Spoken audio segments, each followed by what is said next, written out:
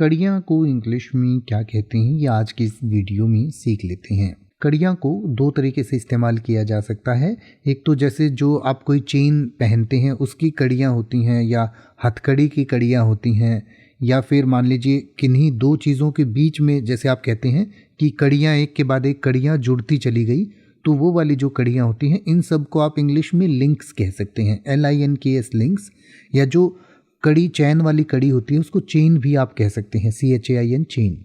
इसके अलावा जो नाटक होते हैं या धारावाहिक होते हैं जिनके अलग अलग एपिसोड्स आते हैं, यानी कि मंडे से फ्राइडे तक जो एपिसोड्स आते हैं, तो उनको भी हिंदी में कड़ियाँ कहा जाता है।